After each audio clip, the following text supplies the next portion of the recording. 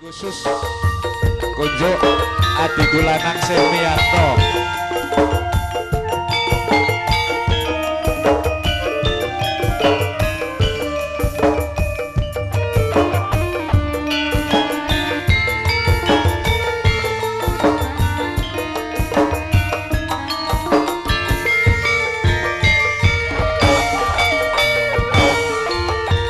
Sakabehing taan tepi aku tansah nyuwun yang witi tinebehna ing kodarencana ayamana mring kawula saiki dak anti-anti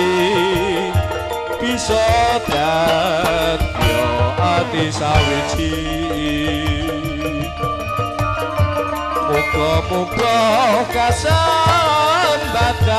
ana sakabehing panyuwunku kabeh pepesthan iku tetap bisa dan selai marga triprakara jodoh bejo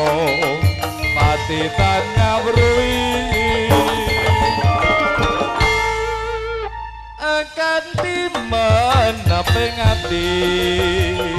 rinasa ingkang lakoni kata esti bisa kelakon ing tembe mangya kapolya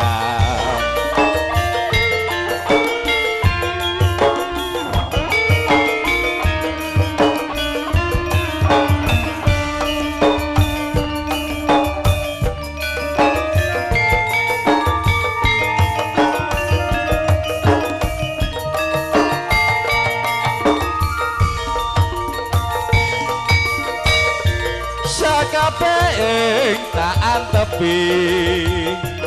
aku tansah nyuwun yang witi tinebehna ing kodarencana ayamana mring kawula saiki dak anti-anti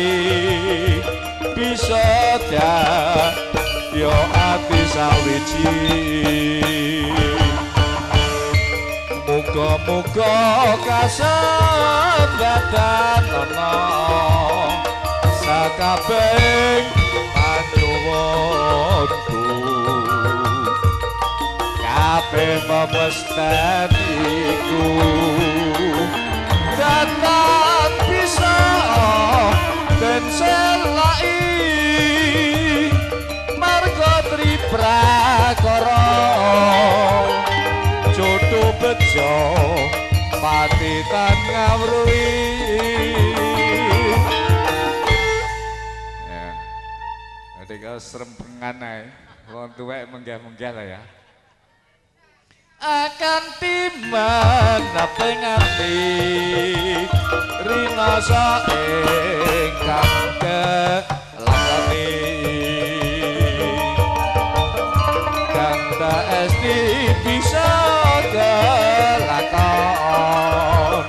ing tembe mangya kapolya